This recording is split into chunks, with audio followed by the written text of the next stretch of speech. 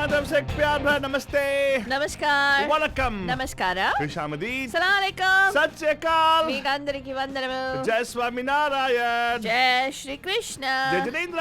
हमारे इस्माइली भाई बंधुओं को बोलते या अली मदद, मोला अली मदद बोलते हैं सारे फीजी बंदर बोलेंगे नीसा बोला बरजान। हम आ गए हैं आपके प्यारे महिमा के द्वारे। मैं से फालतू बाबा and of course myself फालतू रानी लेकर आपके लिए एक और drive time that's going to make it totally exciting and totally मस्तानी बनते जा रहे। तो बरजान, गुड मॉर्निंग बे, मैं आप सभी लोगों का फिर से स्वागत है बरजान। Today is of course the Monday and it is December 7th already barajan, and it is 265th day of sheltering in place. So now if at all one's moment what's his name? Not Obama, I'm sorry. Obama's vice president. Well, Joe Biden comes to power, he's going to say we want 100 more days. We're going to go over a year, by the way. And yes, another 30 days, we're going to get him in the office pretty soon. So not 30 days, 40 days exactly, right? 42 days, something like that. We'll have the 46th president in the office. And yeah, so it could be a good day for America. You never know. But right now, Baja, I'll tell you what, every day is a good day as long as you wake up in the morning and you actually are able to look at yourself in the mirror and say, I'm there. And of course, Bajan, right now, let me tell you, we're going to go take a look at what's happening in the traffic and I'll give you some updates on what's happening with weather as well right now on our Raste Ka Haal. Total sustenance! It's time for the Bandu Traffic Update. Call us from wherever you are at 408-912-2479. That's right, Bajan, wherever you are, if you are driving right now, I would say, why? Only essential work should be done, but right now, Bajan, like, you know, if you're going to radio, probably like us, it's essential work for sure. Now, let's see, shelter in place has been tightened right now in Santa Clara County, San Francisco County, and some other places, but even Alameda County for the matter, Bajan. And the state has not issued any kind of special thing for all the states. They've given the freedom to all the counties to decide what they want to do. In spite of that, Baljan, let me tell you, traffic-wise, if you look at it, there's a high wind advisory on 80, so watch out for that region. Be very careful. There's an accident reported on northbound 280, north of 101 ramp in San Francisco. Watch out for that. And there also is an accident, actually, in fact, the hazardous situation because of an accident on 280 San Francisco lane, in 280 South, actually, in San Francisco. The center divider is blocked and traffic is backed up for at least 2 exits over there. Watch out for that. And speaking of impact, 580 pay actually westbound off of the 13th Street in Oakland. Second lane from the left actually is affected. I don't see a traffic impact to there, but I do see a traffic impact, the residual delay, which actually is huge. In fact, from Dumbarton all the way to, this actually southbound 880 I see. It's actually from Taunton Avenue all the way to Dumbarton Bridge. 2 exits are there. There's going to be a big delay. People are coming south from 880. And there's no accident reported there, but definitely some delay in that region. Apart from that, COVID situation is still prevalent in the Bay Area. Traffic is still light in most places. You'll get to destinations on time or probably even earlier compared to pre-COVID situations. And right now, let me tell you what's happening with the weather part of it. Weather part of it outside is pretty cold, right? Yes, it's actually not going to be cold for too long. We're going to get hotter. We're going to go into the 70s actually. I know it's not too hot anyways, but sunny day for today. There's no clouds in the offing, so it's going to be blue skies for us, California blue skies. Lowest will be 44 degrees. The week, if you look at it, it's going to be pretty much lower 40s and it's going to be 65 in that range. It's going to be a cold week for sure because we're getting into winter. And yes, just a few more days for Christmas, Banjan. Christmas holidays, please be very, very careful. We learned from the Thanksgiving Day, and right now look at the numbers. It's crazy. The COVID new cases are like really skyrocketing. A lot of discussion about what's going to happen to the schools and everything. And in fact, even this morning I was listening to radio and I heard the union people talking as to why they need to shut down and everything. But I'll tell you one thing, Banjan. One thing really you've got to be mindful of is the fact that the whole of California, you can't say, we are separate now. You can't say those things. That's why I kind of support Sarah Cody, which she said she wanted to tighten the restrictions over here, Banjan, because 28,795 new cases of COVID, Banjan, in California alone, entire California. We can't say, California is a very big thing, LA is big. Yeah, fine. But I think to think that their fate is not tied to ours, our fate is like, it's not accurate. So let's be mindful of that and try to see how we can stay healthy. Stay indoors. I'm actually quarantining you, so at least stay physically distanced and not socially distanced for sure. And yes, I think show a lot of love to the teachers and also the kids who actually are going to go through a lot of stuff because this is going to impact their life in the future. Yes, I'm not discounting even the people who are working and they're not able to find jobs because of this pregnant situation. And I hope and pray our legislators come up with some kind of relief for the general population of that. But right now, let's go see what's happening in the news because I just shared a few tidbits for you guys what's affecting us. But Faldwani, what exactly is happening with the news part of it? Are we getting some relief in mind? Or COVID virus is it controlled? What about the... Well, here's what we're going to say, Banjan. The US is nearing an average of 200,000 new COVID-19 cases every day. Wow. A sign that bad weather and the bad pandemic behavior are worsening the situation. As of midnight this morning, millions of Californians are under new lockdown orders, and the Navajo Nation has implemented another 3-week lockdown to relieve its taxed healthcare system. Some European countries are discussing a different safety measure called immunity passports, which allow to travel if one has successfully recovered from COVID-19. Oh, wow. Hungary has implemented them for months, and other countries like Iceland could soon follow suit. Meanwhile, in the United States, coronavirus stimulus talks continued through the weekend, but Congress is still hung up on a few things. Republicans want liability protections for businesses, and Democrats want funding for state and local governments. Also, just to tell you a little bit about how California compelled much of the state to close shop and stay at home starting today, when some of the harshest coronavirus restrictions in the states have come into effect, and after the state set a record with more than 30,000 new COVID-19 cases. Governor Newsom's order was triggered in areas where fewer than 15% of intensive care hospital beds were available. We've been reporting on that for a long time now, affecting more than 23 million people in Southern California. In addition, 5 counties in Northern California. It wasn't that we hit a threshold. It's just the fact that the health officers of these 5 counties voluntarily imposed the restrictions even before reaching the intensive care unit threshold. California has been under a stay-at-home order for all but essential services since March. The new order, which will last at least 3 weeks, bans private gatherings of any size, shuts all but critical infrastructure and retail operations, and requires everyone to wear a mask and maintain physical distancing. Yeah, and of course, but let me tell you what these Santa County people complaining, oh, why are we so strict now? I'll tell you, because the fact that the number of new cases actually has gone up, right? We have 874 new cases. That's like almost 3%, 2.5% increase from yesterday. That's quite a big number, but that's quite a huge number for us to be mindful of. And yes, we are still in the purple tier, as it's widespread, and only non-essential workers probably are expected to, essential workers are expected to go out, and non-essentials are expected to stay indoors. Yeah. Newsom has in fact even threatened to withhold funds from local governments that refuse to comply. Let's tell you that the mayor of one Los Angeles County town said more enforcement was needed. Riverside County Sheriff Chad Bianco said in a videotape message that his office will not be blackmailed into enforcing the governor's orders. What? Yeah. Really? And the Orange County Sheriff Don Barnes also has said because they don't feel like they need to enforce violations of the mask mandate and stay-at-home orders or the ban on social gatherings. This one's going to worry. We know what's worrisome for well, me. There is a lawsuit again right now, Altu Baba. If church groups can congregate, and the Supreme Court has passed saying that church groups can congregate and have gatherings of any size. Really? Yes, they passed that. They sided with New York, the church groups who sued the New York governor, right? And at the same time here they sued in California also. Church groups have sued them.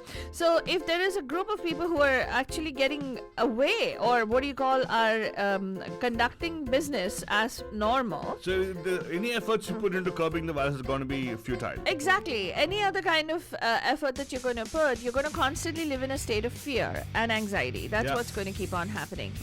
Anyway, let's go on over and let's tell you what's happening. Thankfully, as of Jan 20th, we are going to see a change. President-elect Joe Biden is going to be picking California Attorney General Xavier Becerra for Secretary of Health and Human Services on Monday as one of his administration's top officials to fight the raging coronavirus pandemic. Biden, who takes office on Jan 20th, also chose Dr. Rochelle Walensky, Chief of Infectious Diseases at Massachusetts General Hospital, to run the U.S. CDC.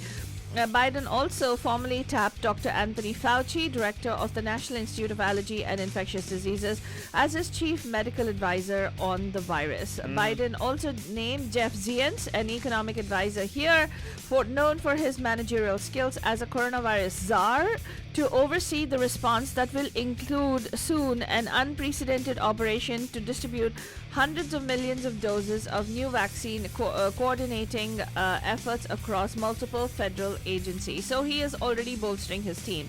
In the meanwhile, let's tell you, Bandhujan, that the U.S. environmental groups are pouring money and effort behind Joe Biden's successfully run a campaign for president. These people now are saying honeymoon is over, and they're now shifting to a new, more adversarial role since he has been elected, launching a pressure campaign to make sure he delivers on his promises to fight climate change.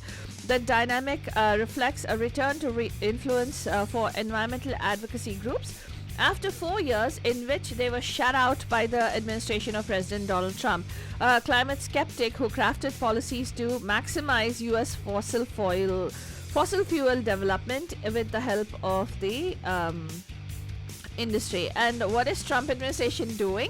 The U.S. Environmental Protection Agency on Monday will announce that it will maintain an air quality standard governing soot pollution for 5 years rather than tighten it, as agency scientists had recommended. According to a source familiar with the matter, the agency is required to review the National Ambient Air Quality Standards Regulation, which sets limits on the concentrations of pollutants like soot from coal-fired power plants and vehicle tailpipes every 5 years, and has tended to tighten them regularly after scientific review. So this is something that the Trump administration is doing, making sure that they're not complying with anything. And here are these environmental groups who have been shut out for so long, putting all this pressure on incoming President Joe Biden. U.S. saw That's very passive aggressive for a particular group, right? It's so... Yeah, he's very passive aggressive. Well, they don't have a choice. They have to step up the pressure right now, right? I'm talking about Trump who's going off. Oh, he's done a lot like that. Yeah. There's a lot of things that he's putting into place. He probably will come back also, you never know. Because the first year, or the people are saying the first couple of years, are just going to be to clean up the messes that he has made. Oh, wow. Yeah, that's what they're saying for President Joe Biden. They have to clean up the White House. Yeah. Not for the virus, but for this guy. Yeah, President-elect Joe Biden, yeah. U.S. saw a summer of Black Lives Matter protests demanding change. The summer of 2020 saw the United States' biggest protest for racial justice and civil rights in a generation. The nation watched in horror as a video showed the death of George Floyd, a black man gasping for air and calling for his mother, as a white police officer knelt on his neck for nearly 9 minutes and squeezed the life out of him. Floyd's death in Minneapolis on May 25th forced a new national reckoning about racial injustice, and gave a global profile to the Black Lives Matter movement that has emerged in recent years to protest the deaths of African Americans in police custody. Despite the COVID pandemic, Bandhujan, tens of thousands have taken to the streets to demand change, first in Minneapolis, then in New York, Washington, Portland, and elsewhere, many of them chanting Floyd's dying words, "I can't breathe." The demonstrations were largely peaceful, but as anger boiled over, some protesters clashed with police and stores were looted or set on fire. Although Donald Trump has criticized the protests and promised to restore law and order, although opinion polls showed that Americans are largely supportive of the Black Lives Matter movement. Let's tell you that speaking of this protest, Bandhujan, Michigan Secretary of State Jocelyn Benson said dozens of armed protesters gathered in a threatening manner outside her home on Saturday evening, chanting bogus claims about electoral fraud. Now, remember, these are not the Black Lives Matter protesters, okay? These are the people who are demanding that Trump be announced as the winner. Yeah. Okay, Michigan's officials last month certified that the state's election results showing President-elect Joe Biden had won Michigan, one of a handful of key battleground states, in the course of his November 3rd election victory. President Donald Trump has repeatedly claimed, contrary to evidence, that the outcome was marred by widespread fraud in multiple states. State and federal officials have repeatedly stated that there is no evidence of fraud on any significant scale, and Biden is to be sworn into office on Jan 20th. President Donald Trump's lawyer, Rudy Giuliani, unfortunately has tested positive for COVID-19, Trump said on Sunday, prompting one state legislature to close for a week after Giuliani visited them. I wonder which church he went to. Not church, it was a... what? Synagogue. Ah, like that. Okay, I get what you're saying. Well, they closed... Or maybe he was in touch with Trump. That's true. Yeah. Well, visited trying to persuade lawmakers to help reverse Trump's election defeat. The 76-year-old former New York mayor is the latest in a long string of people close to the White House, including Trump himself, to be sickened in a pandemic that has killed more than 280,000 Americans.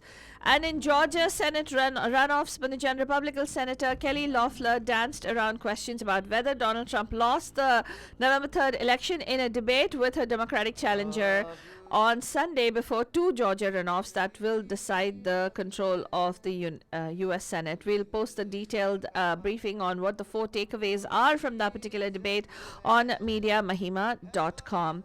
In the meanwhile, across the world, the European Union is telling Boris Johnson to decide as time is running out for their Brexit deal. And the WHO is going to be visiting China as soon as possible to study the coronavirus origins. Who? The WHO. Who? Hey, Yeah. the World Health Organization. And of course, Bunijan, in news from India, if you want to get more information about the farmers' protests, Bunijan, you can go to our Media Mahima blog. We will share with you as to why the Punjab and Haryana farmers are more apprehensive about the new agricultural laws and what Prime Minister Narendra Modi is saying with regard to these farm laws. What he's saying is we cannot build a new century with old laws. And why is there so much angst against the new farm laws that have come into place? You can find out by going to MediaMahima.com. But one of the main reasons that farmers have expressed their apprehension is that it will eliminate the safety cushion of the, MSP, what you call that? What is it called? Manufacturer sales prices, the maximum sales price. And scrap the mandis, thereby leaving them at the mercy of big corporates. However, government has repeatedly assured them that the MSP will not be scrapped. Yeah, and Mandi is actually the people who make the money, not the farmers. Well, the farmers are saying that they don't want the mandis to be scrapped at this point. Yeah, because the Mandi is the one funding the whole exercise. Yeah. Anyway, I'm not going to comment about because Well, MSP is the minimum price, Alto Baba, paid by Oh. the government when it procures any crop from the farmers. So it is announced by the State-run Commission for Agricultural Costs and Prices for more than 22 commodities on an annual basis after calculating the cost of cultivation. That's like a ceiling, right? It's a good thing. Yeah, the very bare minimum that they'll get. That's a ceiling. Yeah, but the farmers are worried that that's going to be scrapped. But they're not going to scrap it. The government is saying, but the laws are stating that it will be scrapped and that Okay. it'll be these big corporations that are going to come into play. Yeah, there'll obviously be some kind of pushback for anything which is something new. So let's see what happens. Yeah. We'll keep a close tab in the Belgian. Go check out all the news we share with you guys on air and also some which we could not share with you guys on air on the news blog MediaMahima.com. Yes, that's all we have time for on this morning's Good Morning Babe Banajan. We'll be back tonight live at 5 on the Pam Pam Show. Till then, you want to get caught up on some wonderful music, you can go download the Radio Dihari's app and enjoy it all day long. Stay safe, stay indoors, and stay happy, most importantly. We'll see you in the evening. Have a magnificent Monday.